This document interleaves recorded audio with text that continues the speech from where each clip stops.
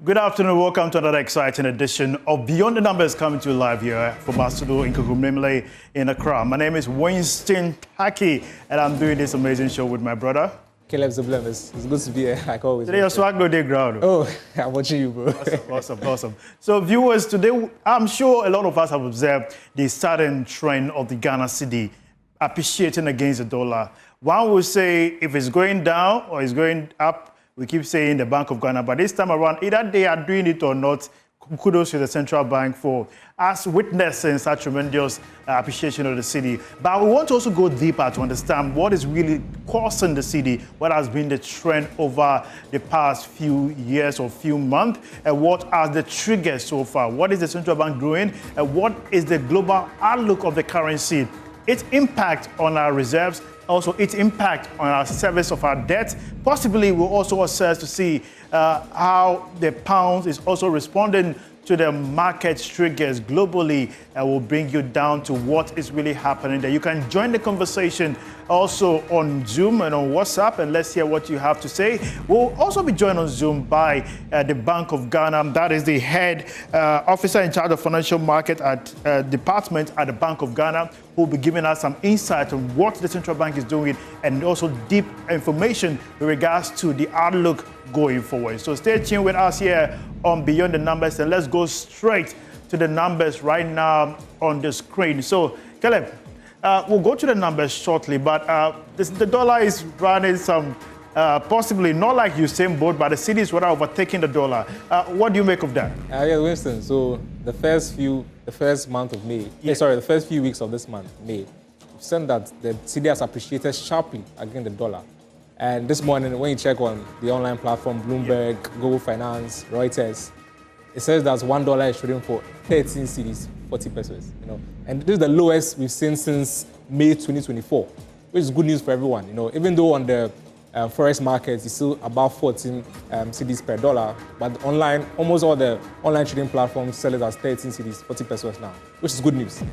And then, so as you can see on the slide, yes, from January till March and some parts of April, the dollar was very stable. And this was very unlikely. And this stability is very interesting. Exactly. It was stable between March and May 2025. Around February, March, April. Around 15 cedi, 55%. It stayed there. Very stable for a long time. And it was very surprising because if you look at the trend, the exchange rate always goes up. Even though there are some ups and downs, you can see it's always an upward direction.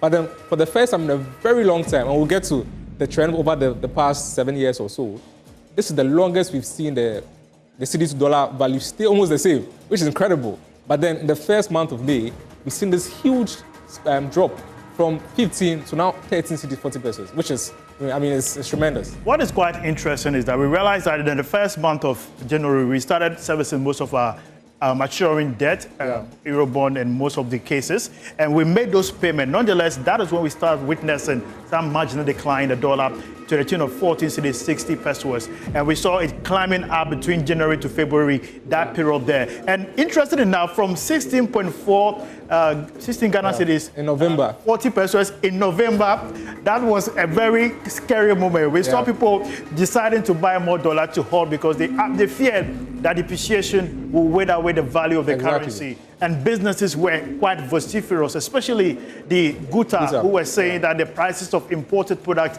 keep going up and they could not withstand, and were consistently putting pressure on the central bank to intervene. There were several intervention strategies. We saw the gold for oil policy that came to light, and that was another very interesting there. But 13 cedis, 40 pesos, some would say wonders or signs and wonders. But I know it's also very interesting because in November, when it went to 16.4, that was right before the elections. And when we saw the drop, we even did a show here. We're saying that it's suspicious. Right before the election, the cedi is performing very well against the dollar, and it dropped all the way down to 14.6 cedi to the dollar in January 2025. And since then, it went up, but it stopped at 15.5. That's where it maintained for about 3 months. The longest. So you can go to the next slide. And as we were saying before, even we get to that, We saw the IMF review who were initially advocating when they met recently during the meeting. They said this is a positive indication. It gives positive outlook to international market, looking at how the cedi is performing. But exactly. Let's take a look at the from 2020 to 2025. What do you make? I see a lot of greens. Yeah. What is happening here? Yeah. So the first thing I wanted us to look at was this part. Yes. You know, this is where the cedi to the dollar was very stable, around the $15.5 mark. And if you look from 2022 to 2025, that's around here to all the way here. Yes. You can see that it's always going up. There's always ups and downs, always going up. There's no period where it's just stable. That was before 2022. We could see very significant stability. Yeah. But then from 2022 to 2025, the stability was not really there. It was very volatile. Either it's going up or ups and downs. You know, so this is the first time in a very long time that we are seeing that the cedi to the dollar has been very stable, which is very good news. And then at the first week of May, we've seen that it has dropped from 15 to now 13. But then I made this part red because of a very interesting precedent. Go deeper. Yeah, so in 2022, I don't know if you all recall this, but in 2022, November 2022 to be specific, the dollar climbed up to 14.3 to the cedi. And all this is the interbank rate, not the black market or the local rate. So it jumped up to 14.3, and that was the highest we've ever seen. That was when the country was, you can say, in a crisis. You know. Yes. So it went up to 14.3, and then in a month, from November to December, it dropped sharply to 9 cedis. And we're all happy about it, like the way we are happy right now. Yes. But then in just a few months, the next month actually, from November 14%, 14.6 cedis to the dollar, it went down to 9 cedis, then it went sharply up again to 12 cedis. You know, so in just a space of 3 months, the dollar went from 14 to 9 and went back up to 12 again. You know, so I brought this in because we've seen this drop before. You know, so but the thing is that before this drop we are seeing now, there was stability, which we hadn't seen before, which is a very good news for the market. Listen. People are wondering whether we can sustain this stability. Exactly. And that is a very typical question. The sustenance of the stability. One thing that we could quite agree to the fact that this cedi going through a very interesting marathon began since the period of COVID from 2022. We keep saying, if you look at the average jump from this point, which is basically 5 cedi, around 5 pesos, we jumped as high as 14 cedis to the 16 cedis. The highest we've seen so far. 13 cedi. So you keep wondering whether these corresponding figures go with the same inflationary trend and how the central bank's policy has been. If you look at, you tend to understand the behavior of the monetary policy rate based on the performance of the cedi and how inflation is behaving quite for some time. Now, if you look at the first quarter of 2025, you realize that if you look, the inflation has been marginal, increasing by 0.3%, and you've seen the rate of fall. As of today, we got the figure at 22.1%. 1.2 which is 1.2%, and that is very interesting. The averaging 0.18 basis points, and this is quite commendable, meaning that the economic triggers are responding to policy, and that is something that we're hoping it will be sustained subsequently into the rest of the year. And businesses will feel the impact. Although the cedi is going up, is appreciating, there are implications to this effect because already we have a lot of obligations, especially payments of debt, maturing debt. Although the cedi is appreciating, meaning that it's going to cost more to service our domestic debt or our external debt. And if that is the case, meaning that we'll need more cedis to service our dollar-related debt, we're hoping that the time will come where we are able to get to that point. There are also indications that internationally, the cedi is performing well on the international market because people are pulling away from the U.S. market due to the tariff announcement by Donald Trump. Yeah. That has triggered a lot of investment into the Asian market because they find it quite sustainable, not sure of the volatility or stability in the U.S. market. People are also seeing the gold as proper preserve. Exactly. We'll come to that. Exactly, yeah. Now, from the cedi, we want to see what is happening now to another very important figure. But before we come to the gold, Caleb, you were mentioning how the 13 cedis, 40 pesos has been quite prevalent on a lot of platforms. Yes, so right now, almost all the trading platforms are now 13 cedis, 40 pesos, or slightly closer to 14 cedis. which is the lowest. So as you can see from the red line, it's the lowest for 1 year now. So from May last year to May this year, this is the lowest that the cedis to the dollar has ever been, which is good news. But people want to understand why, like what's happening now that hasn't happened before. Why is this, why are we seeing this now? Why is the appreciation happening now? The director will help us with the next slide. The next slide, exactly. The next slide, but it's a bit static, but you go on. Yeah, but mainly because of our exports, and so the central bank, last week, our colleague had a conversation with the governor of the central bank, and he said there's increased foreign forex inflows into the country, which is mainly because of gold. Now gold prices are an all-time high, about $3,000 per ounce. That's the highest I've ever been, and it keeps going up. And because we are a gold-producing country, we are benefiting a lot from the increased gold prices. In 2020, last year in 2024, we raked in about 1.4 billion from gold. This year, we raked in 2.3 billion, which means we've had an excess of 1 billion as compared to last year. And in previous years, we had a cocoa syndicated loan to help. But since the cocoa syndicated loan is not there anymore, we are now falling on to our other commodities, which is gold.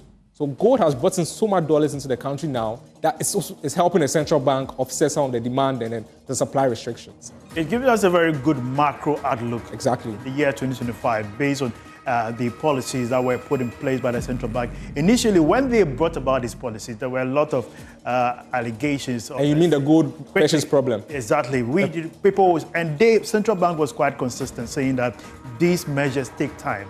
And so far, we're seeing the trickle-down impact of the gold reserve program. We'll certainly be speaking to the central bank on this particular topic. I want to take our viewers through the Bank of Ghana's gold reserves for the year 2020, from 2023 to 2025, how we've accumulated so far. So you realize that from 2023 to 2025, as at 2023, our gold reserve was 8.7 tons, and it kept growing from 8 to 16, 16 to 20. That is in February 2024. So between this short period, between this 2 years period, just 2 years, it's been interesting. We're as low as 8.7.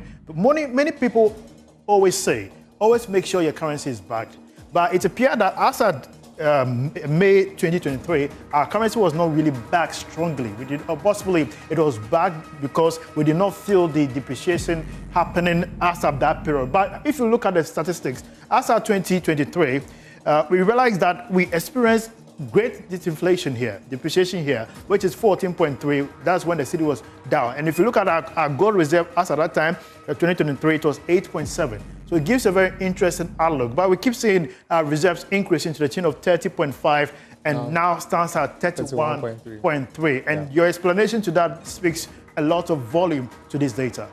So because the Bank of Ghana now has the gold purchasing program, they started to accumulate gold in their reserves, which is supposed to help build confidence in the markets. Because if maybe another crisis or something happens, investors are aware that there's gold that can easily be sold and then used to back up the currency or any other thing. So there's more of confidence in the markets. The gold reserves now has added a little more confidence into the market.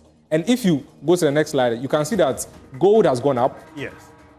Exactly. This is what I was talking about. Our gold exports, when we export the gold, we are getting dollars. So our gold exports has gone up from 1.4 last year to 2.3. And this is for just the first 2 months of the year, January and February. And this is the highest we've seen since 2016. If you go to the next slide again. This is over basically 100% increase, and that's very interesting. And if you go to the next slide again, you see that cocoa export too has gone up again, because now we are benefiting from the high cocoa prices on the market. Last year, we couldn't really benefit from the high cocoa prices because we were logged into some forward sales. But now we are benefiting from the high cocoa price on the market, which is why more forex and more currency has come back to show up the cedi, which is a very good thing. Okay, we will come back to these numbers very shortly as viewers are watching us from all over the world. We are at the moment being joined by the central bank. That is Mr. Nisowa Ahulu, is the officer in charge of financial market department at the Bank of Ghana, who is joining us on Zoom. Good afternoon, sir. It's good to have you here on Beyond the Numbers. Yeah, good afternoon to you at the studio, and good afternoon to listeners. Amazing. We'd like to understand the Ghanaian cedi appreciated by approximately 5.3% against the US dollar in April 2025, culminating in a 7.44% year-to-date gain. What key factors have actually contributed to this notable performance?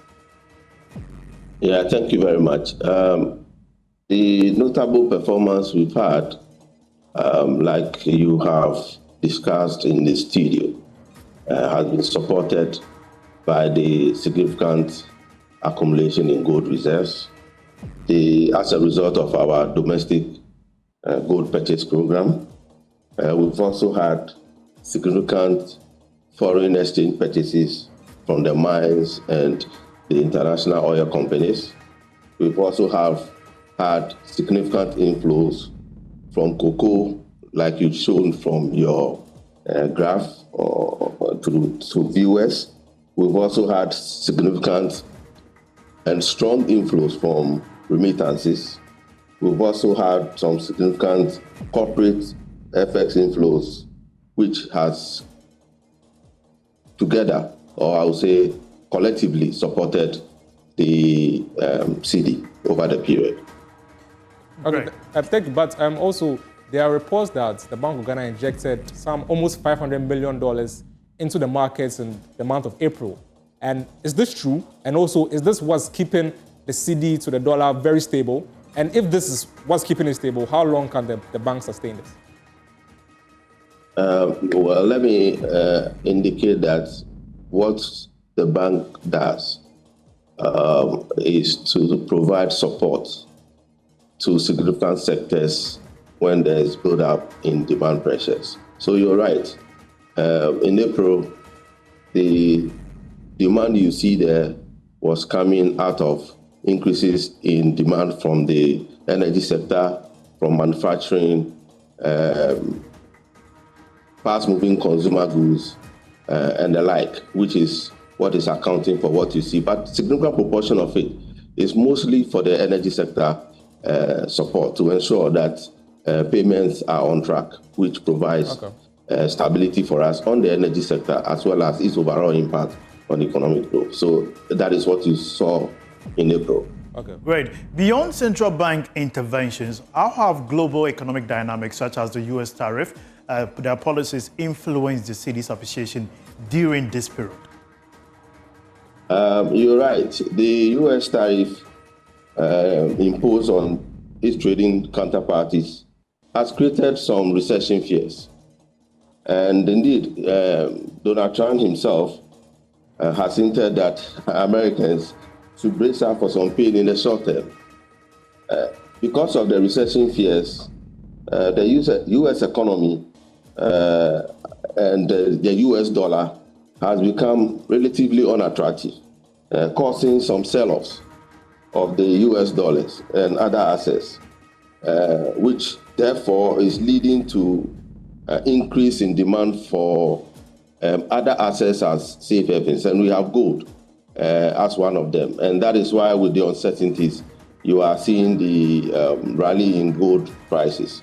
And for us as well, because of the build-up as a result of the gold purchase program, we are also benefiting significantly from these uncertainties and its effect on the prices, which is also helping to reinforce the FX build-up that you are seeing. Oh, thank you. And I think the last question is, now the central bank now has a reserve of 31.37 tons of gold. And how is that building the confidence of investors? Is this doing something for investors? And also, looking at the balance sheets of the bank, would this increase in gold reserves help push the bank out from this negative equity position? Okay. The impact of building reserves is to give confidence to investors that the central bank has enough to be able to support its currency when it's under pressure, as well as giving assurance to external investors that maturities of their investment in the country can be supported with the necessary FX for payment. So this build-up in reserves is giving the appropriate confidence And in that regard, then, you also have a reduction in demand pressures or speculation on the currency. And it's the huge build-up you are seeing that is fostering that speculative part, and also the confidence that people have in the currency, which is inuring to the benefit of the country and the stability we are seeing. Finally, many are wondering what the central bank is doing. Basically, the Gold for Reserves program involves the central bank purchasing 20% of gold output from mining companies. How does this initiative enhance the country's foreign reserves? Because you've mentioned that a lot is being done to advance our reserves.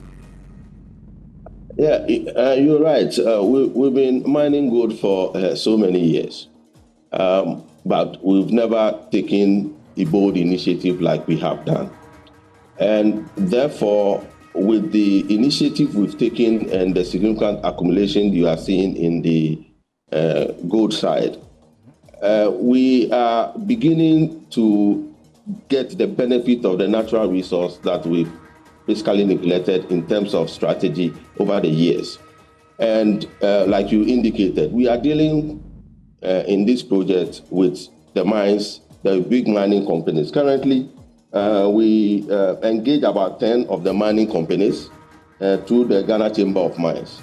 And in doing that, we are able to get the commitment of the banks as to how much they are willing to be able to sell to the central bank over the year. So we are confident in our discussions with them and the agreement we have with them as to how much we are going to get over the year. And that is what gives us the confidence that we can continue to sustain the program.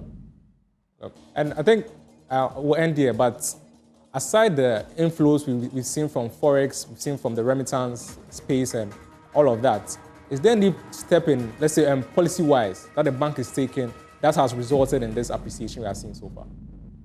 You're right. Let me indicate that what you've seen is two components. Okay. And we have dwelled a lot on the internal and factors and the initiative. And like I've also mentioned, we've also had the benefit of the external side as a result of the uncertainties that has triggered as a result of the tariff issues. So we have a combination of both the domestic and the external factors reinforcing the position we are seeing. And from the central bank's perspective, as long as we continue to maintain prudent monetary stance and consider the program and it's on course.